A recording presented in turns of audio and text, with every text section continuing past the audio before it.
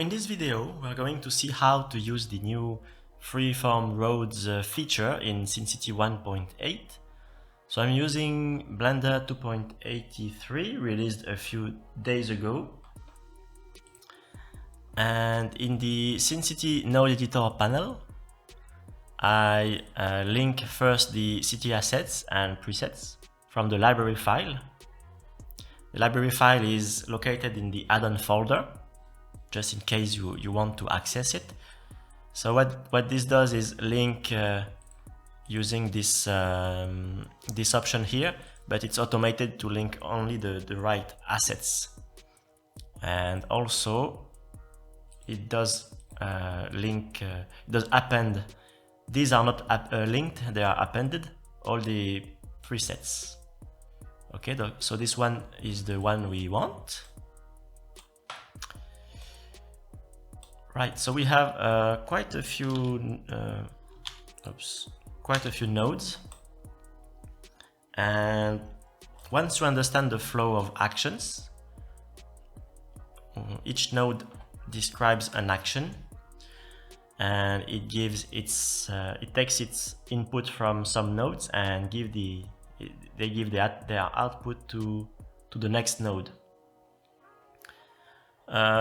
From the beginning here to the end here, and here we have an execute node, and this is how we execute the graph, everything that is connected to it. Okay, so let's start simple and let's remove those. We want to execute just the first part of the graph. All right. Now let's see what are the linked assets. We have two new collections. This one is linked. You can see it by the little icon here, the little chain icon, and it's hidden for now. We can leave it hidden. And this one is the preset helper objects. It's shown, but it's activated, but none of the objects inside are visible. So we'll need this one, roads input edges.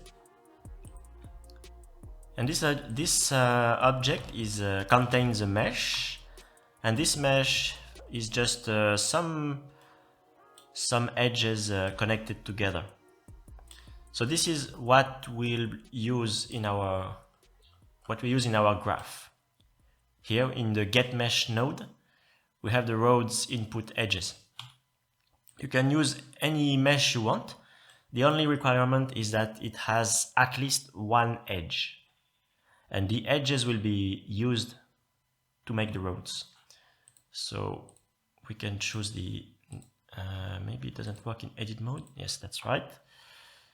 Okay, now that we have the input mesh visible, let's try to execute the graph and see what it gives. So you can click on the button here, and then we have a new object, this one. We can go into edit mode to inspect its what it looks like, and we can activate material preview.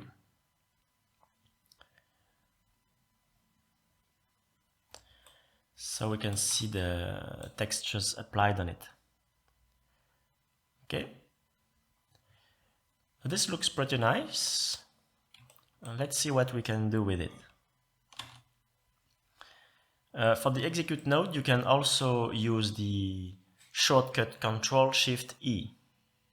Okay, so if I delete this object and I do, you can leave your cursor above any panel. The shortcut works from any context. So I do Ctrl-Shift-E, and I can execute my graph. So now the first thing I can do is select the input edges, and I can start extruding edges to make new portions of the road network. And if I do Ctrl-Shift-E, I update my roads. All right, so you can move your vertices vertically.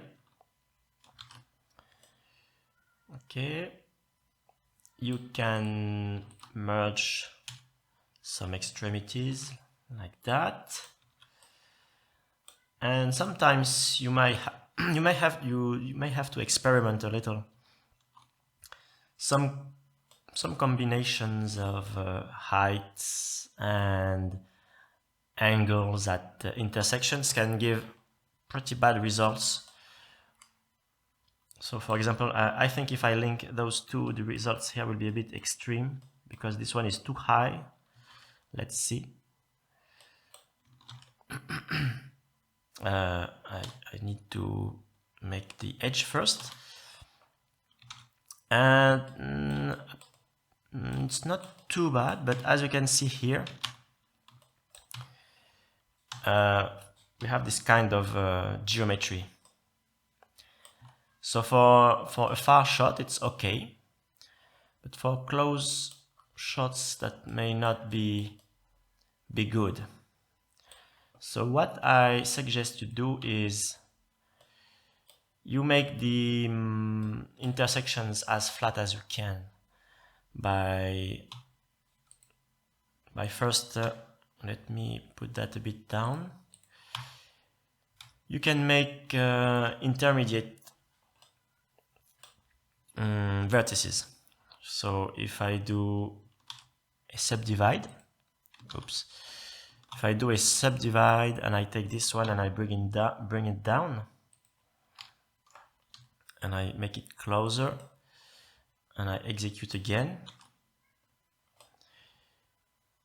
so I have a better result here. Okay.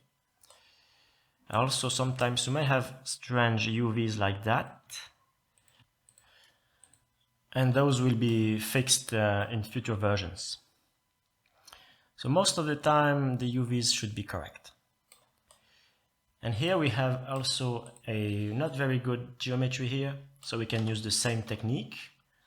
I take this edge, I subdivide it, I take this vertex, I put it closer, and I bring it down a little. Good. I'll try also to make smoother corners later. Okay, so now you see how to generate roads from the edges. Let's look at the options you have with all those other nodes, other than the first one that we just saw. So some need a more complete explanations, but for a start, there are some nodes that we can change easily. And the first one is this one. At least, even those two. So the first one is will transform your curves to 2D geometries. This one controls the distance between all the steps you see here. Okay, so it's kind of the smoothness of the roads. So that means here we have a 0.5. We have 0.5 Blender units between each of those edges here. So making this value smaller will make those closer together and will increase the resolution of the road. And making it larger will do just the opposite. Let's try. If I do 1 unit and execute, as you can see now, the edges are further apart. And you can control so that's the density of the mesh actually. If you have restrictions on your triangle's budget. And as you can see here, it's good, it looks good, there is no particular issue.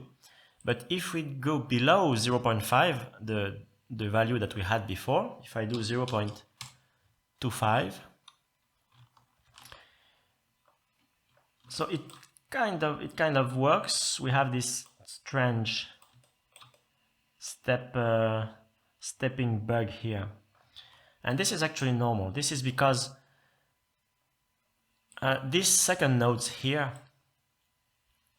it does the same. It does almost the same, but it's used by this node, and this node is what allows the roads to go up and down vertically.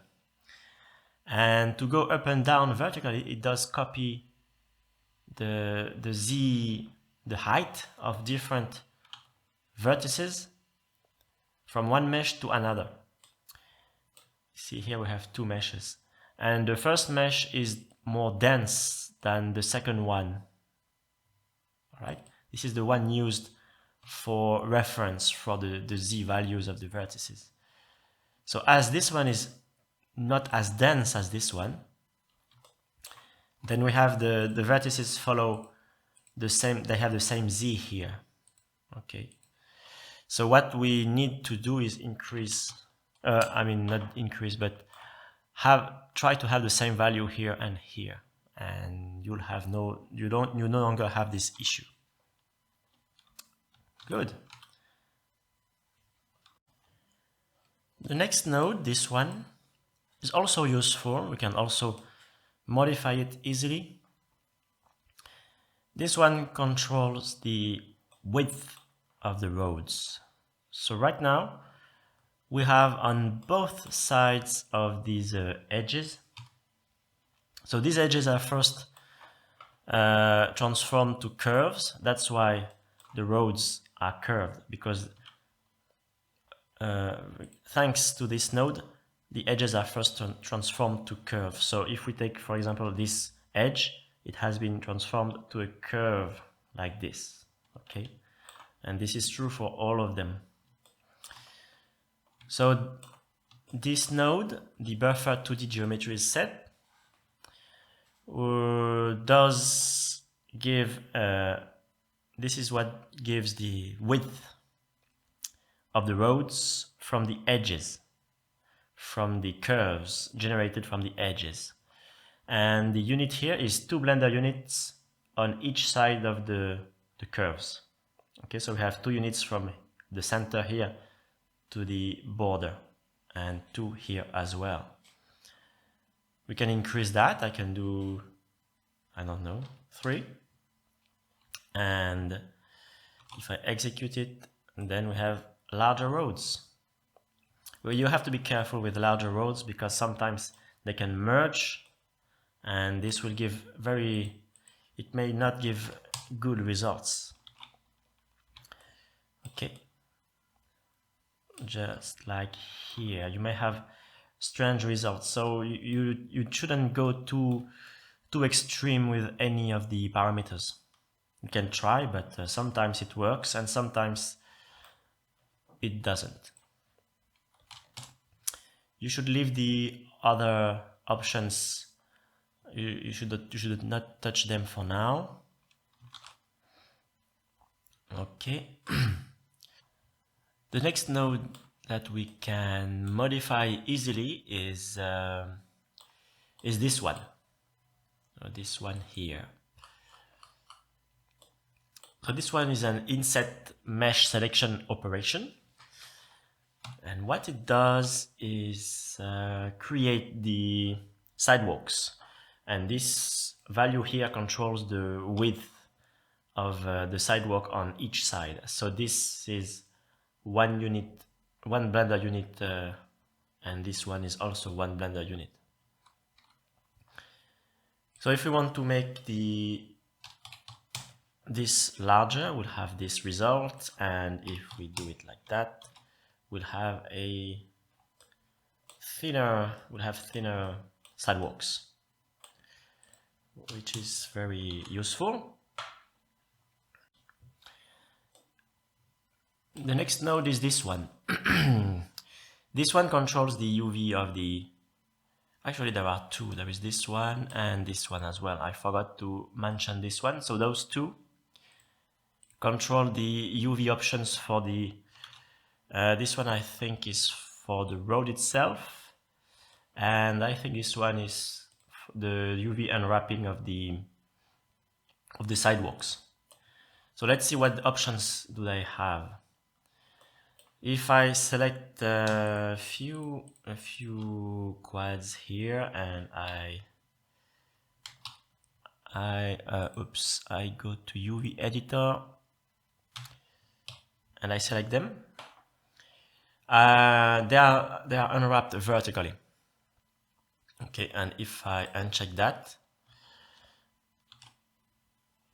I select those, now we can see that they are horizontal. Okay, so if your texture, if your road texture is the middle line goes along the horizontal axis, you should leave it unchecked, and if your road texture goes vertically, you should use that option. Okay, and this is the road. That's the road texture I have. Actually, this is the roughness. Let's see, albedo. Okay, so because my texture is along the vertical axis, I have to check the vertical unwrap option for the road itself. And then you have the U and V scaling options. So with these options, you can control the U, that means on this axis. So if I increase that, let's go into object mode. I can increase that like this. Okay, so you should keep it to round numbers if your texture repeats itself on the U axis. So that's how I can have several lanes. Okay, and then don't forget to also scale on the V axis, like that. All right, so I'll put it back to where it was. I think it was something like that. Just experiment with those values to see what suits you the most. And for the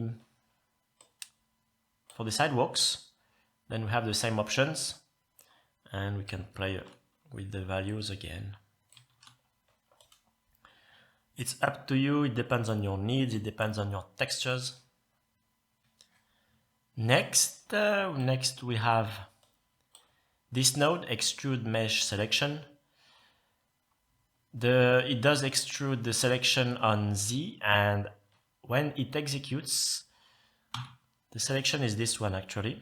So it does control the height of the sidewalks extrusion. And yes, that's it. So you can make the sidewalks lower or higher using this value. Okay, nice and simple. This one creates the objects. So this is the mesh. This is the node responsible for creating this object and giving it this mesh, the computed mesh. You specify the name you want here. Then we assign the different materials on slot 0 and slot 1 and slot 2. And finally, the execute node creates the whole thing, all the data.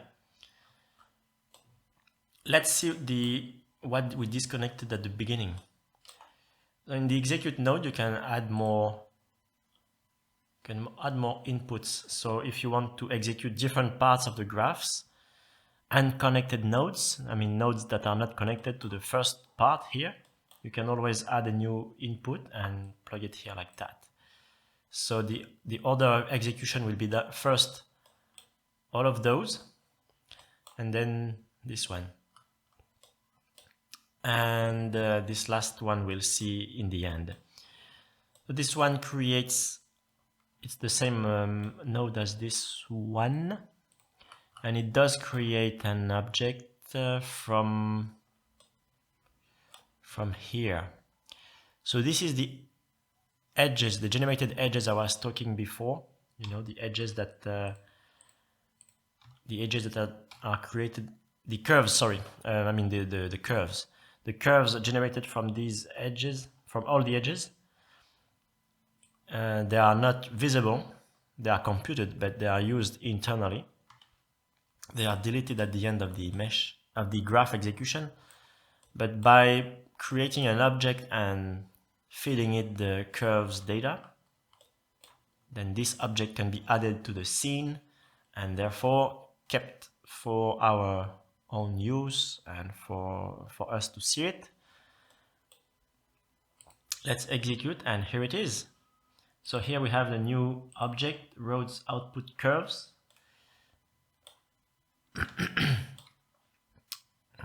So we have the input edges mesh, input mesh here, and the curves here. So these are the curves that have been generated. They are not used here for anything. They are just for you to, as a reference, if you want to see, and they can be used to animate things along the roads and for more things that will come in later versions. And finally, let's see the last node. If I connect it to the execute node, we can see here that it's red. That means it's missing an input. This one, it needs a file path, and this one will output the 2D geometries to an SVG and HTML file.